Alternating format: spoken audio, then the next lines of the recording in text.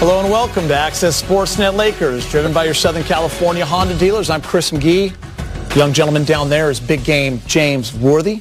Derek Fisher is here. Brez back from the road trip. Allie is with Trudell down at Staples. She'll get the post-game sound. 60 games in. Lakers have 47 wins. They kick off the big tough stretch of games coming up at Staples Center with a win over the Sixers. Next up, the Bucks on Friday. You all know I've had that circled. The last 5 minutes of the first half were some of the most entertaining moments of Laker basketball we've had in quite some time. We're going to get to that in a little bit because first we're going to go back downtown. LeBron is with Mike Trudell. All right, LeBron, I want to start out actually just asking you about Anthony Davis. The pair and the way that you guys have evolved, the chemistry, you saw that a lot on the court with various plays, but how has that grown throughout the season? Every minute that we're on the floor, we continue to grow together. The most important for our ball club is that we challenge each other between the two of us. And, when we do that, we hold each other accountable. It trickles down to everyone else in the ball club. Philly had opened up that lead, and then all of a sudden looked like you guys kind of flipped the switch in the second quarter. Was it just picking up the intensity? What was the change of the game? We just stopped giving up, a lot of three-pointers. We finally started cleaning the defensive glass, and then we got some stops and we got out of range. We know you have the ultimate green light from three. Frank's talked about it, the 4-point range. You practice those shots, but that one was still a little bit deeper than usual. I mean, come on. I work on it. It's not something that I don't work on. I don't shoot anything that I don't work on. So, like I said, 9 times out of 10 or 10 times out of 10, the defense is never going to be ready for that. So I just felt good. I stepped into it and through the grace of God, I went in. All right, and then finally, you had the dunk on the baseline. You've been talking about the whole hashtag Wash King thing.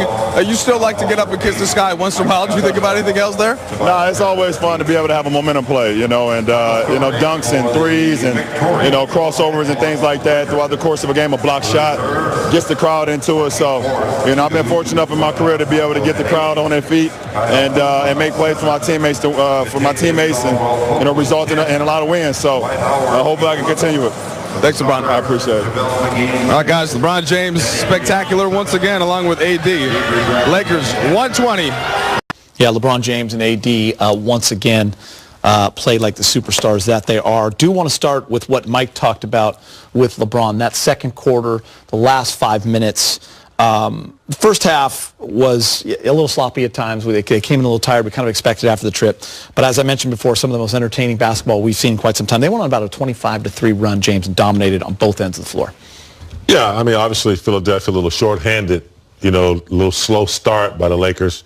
But the second quarter, they really turned that up on the defensive end, only allowing 19 points in the second quarter, and that seemed to turn the whole game around as far as momentum was concerned. I thought AD, his energy was just contagious, and the rest of the team kind of picked up.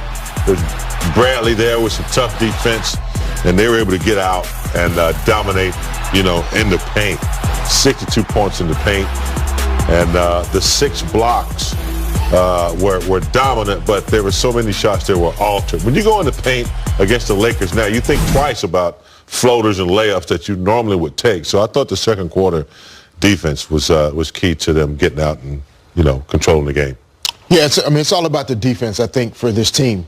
When the season started, we were all enamored and quite pleasantly surprised with the lockdown defense they were playing, holding teams under 90 in a lot of games to start the season. Impossible to do that throughout the course of an 82-game regular season.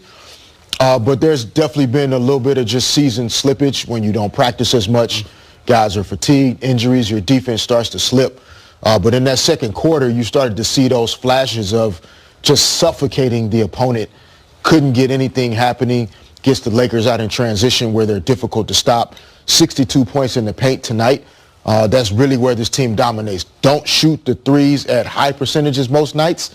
The points in the paint, though, that come off the defense, that's really where they have to hang their hat. I'm going to talk about AD, guys, and I wish I looked as fresh as he does after skipping a day at work, because he did not play in the game the other night in New Orleans.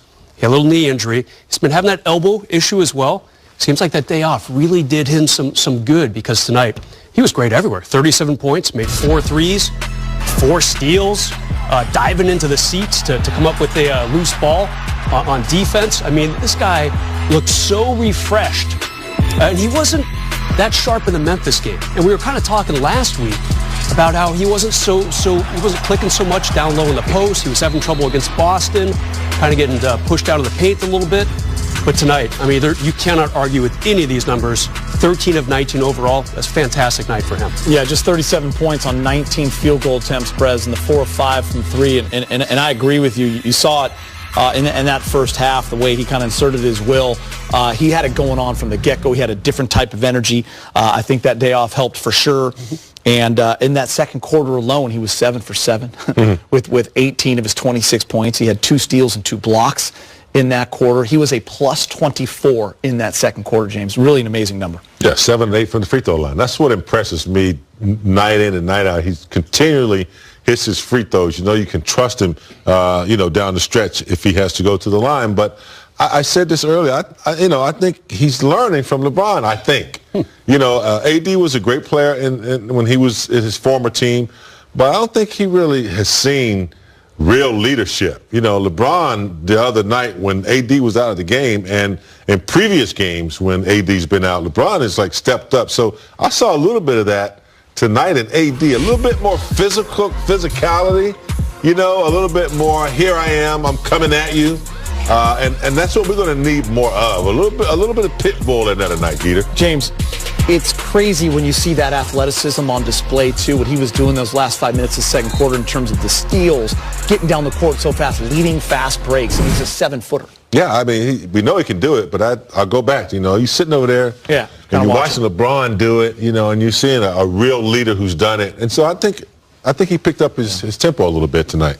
Yeah, just you can the great players can sense certain moments and certain opportunities where they need to go to that level, and I feel like he really, took advantage of the opportunity to say, okay, LeBron stepped it up in New Orleans when I was out. Okay, LeBron shouldn't have to step on the gas tonight. It's my turn to really elevate, get this win for us tonight, allow LeBron to just kind of cruise and do his thing and get his numbers. But AD took charge of this game, put it on his back, and everybody else followed. Yeah, step one of a big 3-step process for the Lakers. For me, the most important 3 games of the regular season.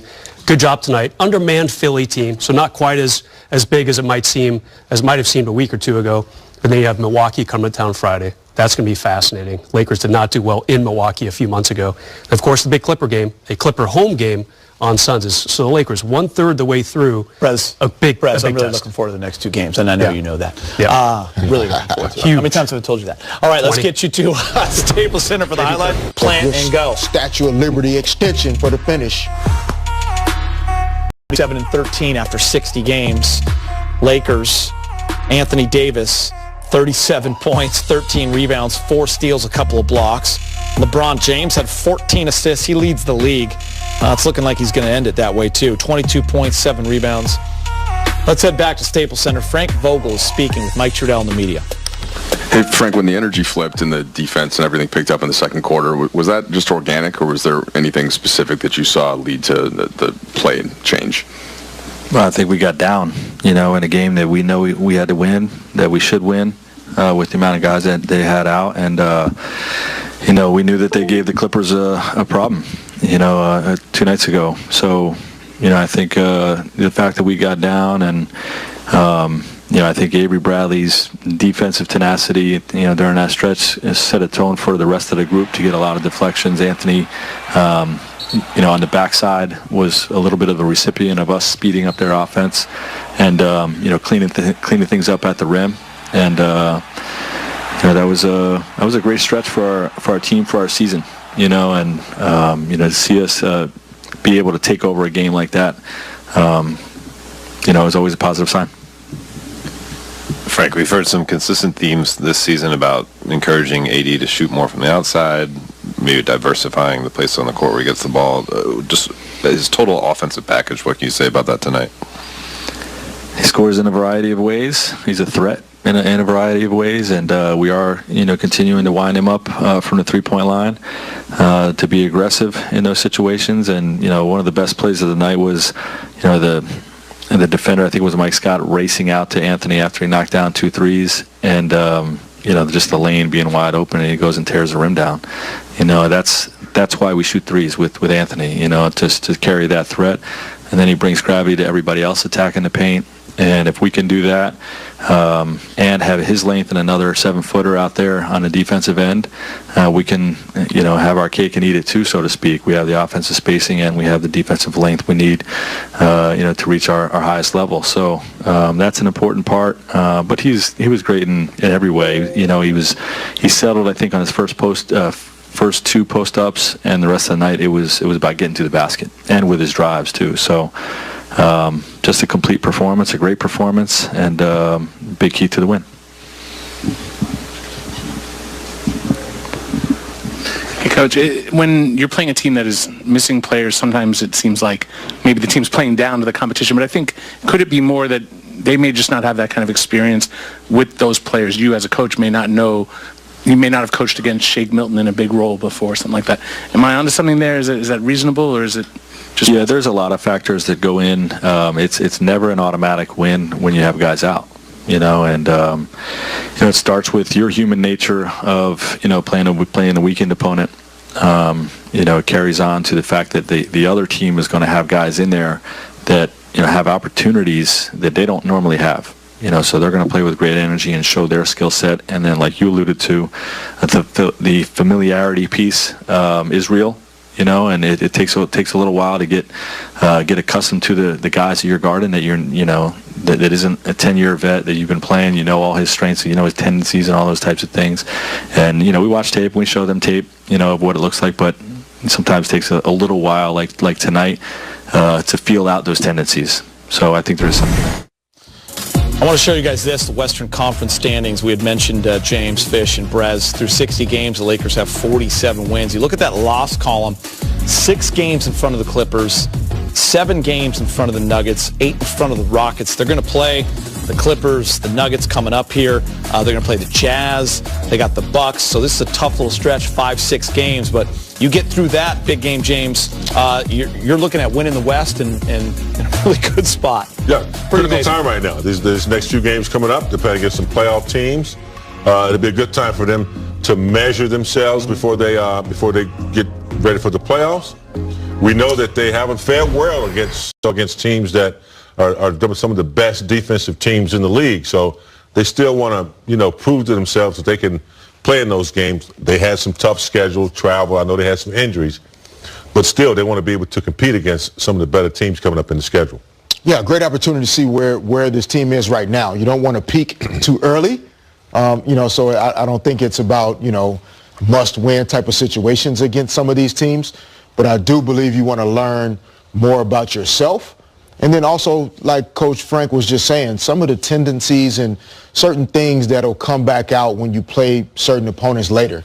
If you see the Clippers later in the postseason, the Rockets, the Jazz, things that you can hang on, that you can take advantage of when you see them in the playoffs. Yeah, Fish, you remember either with the Shaq teams or the POW teams, maybe like a late regular season run of games or a particular game, one game in particular, where you're like, okay, and something popped up again in the postseason, kind of like the Lakers, maybe they see Milwaukee in the finals.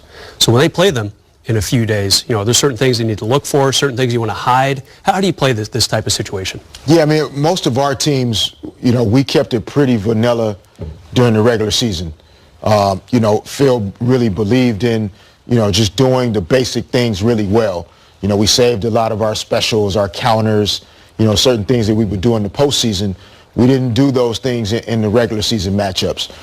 Your rotations are going to shorten in the postseason compared to in the regular season. And I think the great coaches and the great players don't put too much emphasis on a regular season matchup in March when the next time you see them may not be until June. Yeah. There's a lot of basketball to be played, and it really is always about you mastering yourself and your team more so than your opponent. It's also fun to look at, by the way, just to go on a little different subject, Fish, we're looking at those Western Conference standings, that 8 through 12 spot separated by just 3.5 games. Now the Sacramento Kings have moved into 9th because they've been really hot. You got the Blazers. The Pelicans lost tonight in a close one to Minnesota. They went all the way from 9th to 12th. So they're all separated by about a half game or a game and a half. So it's going to be a lot of fun to watch that spot, too, because that's who the Lakers are going to be playing in the first round. A lot of good young teams. Yeah, next up for the Lakers, the best of the East against the best And the Bucks, they visit Staples Center on Friday. We'll have the game for you at 7:30 here on Spectrum Sportsnet. Coverage starting at 6 with Lake Show, followed by Access Sportsnet Lakers at 6:30, leading you up to tip-off. Much more ahead. Anthony Davis sat out on Sunday with a sore right knee. He comes back fresh, 37 points and 13. Change the oil. I have no idea how to do either of those. Fred doesn't know what you're talking about. I could have changed oil if I had 7 days to figure it out. Come on, Reg. You What can about change the change your tire. tire? No chance. I just Come got a flat on, tire Mike. the other day. You got to call AAA when that happens, right? Oh, man, that's amazing. Pretty much now you just push a button. It probably does it itself. Yeah. But, you know, By the way, 22 and 14. 14 assists for LeBron, man. collectively, yeah. Yeah. For LeBron, for sure. I'll let you hit on that. But getting back to the Bradley, they're going to need that as a team. Yes. You know, we're a really good talent team, but, you know, you got to get to, I'm not saying be, you know, dirty, but you got to be physical and meet force with force, and that's going to come for them. But the assist you're talking about. No, I was just saying. Amazing. It's a physicality that you guys talk about all the time in the playoffs that you have to have because the games are going to be like that. And we have playoff tested guys that have won titles, so should be good there. All right, game high, 37 points for Anthony Davis. He's in the locker room with Mike. AD, Frank was just talking about as your three-point shot has developed this year, and he's encouraging you to take him that kind of example in the first half where then you got the up fake and you drove him for the dunk. Just how much have you seen that grow as part of your game, and what do you think the impact of that is on the defense? Just being confident with it. You know, just trying to be confident with the shot, trusting my shot. You know, I put a lot of work into it, and it's just about taking game reps and, you know, work on it before every game, every day before practice. And, you know, I just, over the last probably month and a half, you know, I've just been very confident with it, no hesitation to shoot it. And the coach said, you know, it opens up the floor for me, opens up the floor for the team. We get a space where teams are not helping as much. And, you know, when I'm able to knock down a couple, I'm able to show the pump fake and then drive and get a, you know, a layup or a pass for my team. So, I said just still being confident for the rest of the season and through the playoffs with the shot. There were all kinds of highlight plays, many of which came from you and LeBron tonight. What sense do you get of the impact on the crowd and how you can ride that for momentum? Yeah, anytime we make an impactful play, the crowd gets into it. We kind of feed off that energy. You know, they've done a great job all year of, you know, supporting us ups and downs. And, you know, it's our job to try to, you know, make impactful plays, not just for the fans, but for our team, and then get our team going, you know, which will get the fans going. So we had a couple tonight. I think, you know, my favorite is, you know, when Bron shot it from the other side of half court, lock it down. And, you know, our celebrations is just, you know, just having fun. You know, me, Danny, and Vale, trying to find where he shot it from and, you know, stuff like that. Just, you know, being together, staying together, and having fun with it as well. So you were, like, looking for evidence on the floor? Is that what? Yeah, nobody knew what he was doing. We kind of know when he's going to do it, usually when he had, like, a couple in a row. You know, that one, I think I just made when I was running down, and I was, like, expecting him to throw it to me, and he just pulled up. And so it kind of, like, shocked all of us, and he made it, and we were all like, all right, where did he shoot this one from? So we try to have fun with it. What's your confidence level when he pulls from that deep? I'm very confident. He's made plenty of those against me in my career before I got here. So I know if it goes up, it has a high percentage of going in. And he actually he worked on those shots. And so any shot that he works on, I'm very confident that he makes. And, you know, especially when in a rhythm like that, you know, a lot of teams don't think he'll make it or it's a good shot for him, but he makes it more than he misses. When you talk about coach telling you that when you're shooting threes, how much that opens up the offense for you guys. When you see it working, when you see how well it works, what does that do for you in terms of being willing to do that more and to understand that? It's just about, you know, me, I'm the type of player to try to, you know, play within a game and take the right shots. Even when I think I might be open, or the team might think I'm open, I don't really think I'm open sometimes, and, you know, I try to make the next play, you know, the right pass or drive, or, you know, sometimes I might pump fake myself out of a shot. So, like I said, it's just having the confidence of just letting them fly. And I've been doing that, you know, a lot. Just, you know, if I'm open or got a little space in rhythm, then I'll shoot it and just try to have the other opponent, you know, respect me more from out there. But also, you know, I don't like to get too comfortable out there where I'm just standing behind the line looking for a shot. So there's got to be a balance, and I think I've done a pretty good job of that. Last two questions. When you got a chance to go up against one of the great centers and he doesn't play, you good with that, or you would prefer to see him in there? And that's on them. I mean, he has to get healthy. And I think he's battling like some shoulder stuff. So no matter who's on the floor, we're gonna play our game. How did in particular get you going in that second quarter? You really 7 for 7, you were all over the place defensively. Anything kind of changed for you? The defense, you know, the crowd, my teammates. You know, I started off really slow, missing some easy shots wide open, and you know, just trying to figure out, you know, how I can, you know, kind of get myself going. And you know, it started with the defensive end, you know, coming out and just being hungry defensively and making the right plays, and then you know, that leads to our offense. And once, you know, one guy got it going, kind of contagious, and we all just got it going on offense. And but it started with our stops. You know, we were able to get some great stops, some big stops, and you know, make some, you know, great plays on the offensive end. So you know, anytime we get our defense going, our offense going, that's, you know, coming from defense, you know, we're a pretty good team. So we just got to make sure that we, you know, keep playing defense and keep blocking teams up, and it makes it easy for us on offense. Thanks, Eddie. Thank you. Thank you. And by Lexus, the Lakers get the win, 120-107. They shoot 54%. They out-rebound Philly by 1. They have one more assist. Points in the paint's the big one, 62-34. LeBron finished with 22 points and 14 assists. He's now speaking in the locker room with Allie Clifton. LeBron, the guys are back in the studio talking about how much, especially that 6.5-minute stretch in the second quarter, how much fun that was. How would you describe what we saw? Got to be in shape. You got to be in shape for that last 6.5, because we was running, we was covering for one another, we was getting defensive stops, and then we was just playing with a lot of intensity, a lot of speed. You know, everybody was on the string. AD was going nuts. It was just, it was fun. You talked to Trudell about momentum plays, whether it's dunks or threes. When you see AD fly over the first row, as he's done twice in the last 4 games, what does that kind of play do for the squad? I don't like it too much. I don't need my big fella jumping over seats. But the good thing about it, we home, and they'll catch him over there. You know, that's we one big family here. But you know, man, he just continued to get plays like that. He had that the same kind of looking one in Golden State, where he flipped it to Kuz, and Kuz got the and-1, and then, you know, the same kind of play tonight, and I was able to, after he saved the play, I was able to find JaVale streaking down the middle for a dunk. So just some really good plays, and it starts with AD. There's probably a point in your career where the thought of you taking a 40-foot three with plenty of time on the shot clock would not be something that would go through your thought process. What has brought you to this stage of your career where that is literally a shot that you feel comfortable with, your team feels comfortable with you taking? Because my teammates see me work on it a lot, and I know I put in the work on it. I don't take no shots that I don't work on.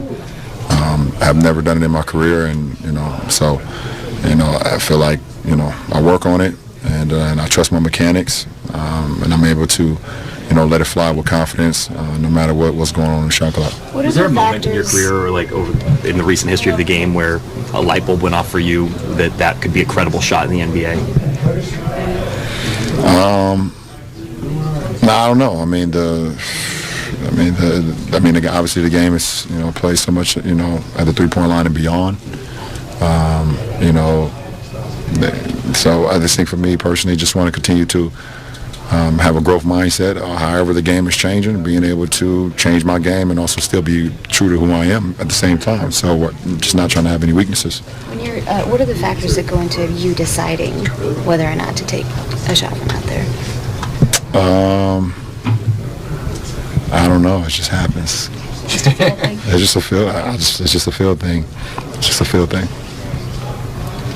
Did you see? I think it was Danny and AD and maybe KCP. Yeah, JaVale. Yeah. Oh yeah. When they was looking where I shot it from, I just saw that's what we were just talking about. I didn't see it during the game, but I just saw it, and it was pretty funny. It was pretty funny. Jeannie Buss said last night that looking back at the season so far, that Anthony's been even better than she could have imagined. I don't know. How can you assess what it's been like to play 60 games with them so far versus what your expectations were?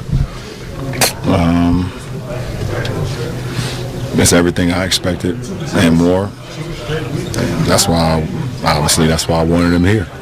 And when you get a generational talent like that and you have an opportunity to get him, just try to do whatever you can to try to get him. And and I gave my opinion on what I thought he could bring to this franchise. I gave my thoughts about the player, but not only the player, the person. And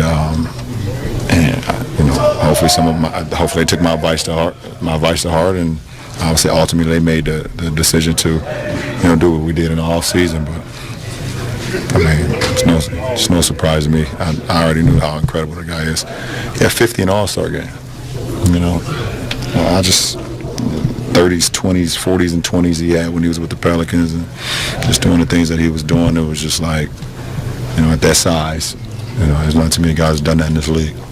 Have you had a conversation with him or the team just in general about what this time means for you and kind of what that mentality shift is like for you with the postseason on I haven't just yet.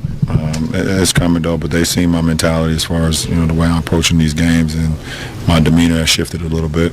Just because I know what's on the horizon, but I'm still staying in the moment. But they've seen the way I just approach the game. The way I'm just trying to stay as locked in as possible. Even though with the regular season you still got so many games throughout the week or whatever the case may be, but there will be a time. Is there something about, I was just wondering, is there something about playing for what you guys are playing for this year and knowing that it's a possibility that can fuel guys like you and AD to another level, even if you... What are we playing for? Having the championship in your sights and having that be something that's a realistic possibility. Yeah, but I mean, that's the ultimate. I mean, but there's a lot of teams that's, playing for that. But, the most important is that you don't ever, shortcut the process. The process is what's most important. The end result is a championship, but that's ways away. So right now we're playing for a growth mindset and how we continue to get better throughout the regular season, how we can get better every week, and as the season continues to wind down, how we can get better as the playoffs start. So, the ultimate goal obviously is to raise the trophy. And we know that, but the process is what makes it even more sweeter. Last question. They started off hot, of course, but when a team's down 3 starters like that, is there a mental factor or a human nature factor that maybe you kind of overlooked them a little bit, and is that why, maybe it took you guys the second quarter to get back in that game? No, we've lost to teams that have missed the starters this year, but at the end of the day, we're all NBA players. Everyone's an NBA player, and we all got here for a reason, so you don't never disrespect that. You don't never disrespect the game gods. You go out and approach it like everyone is in uniform for them.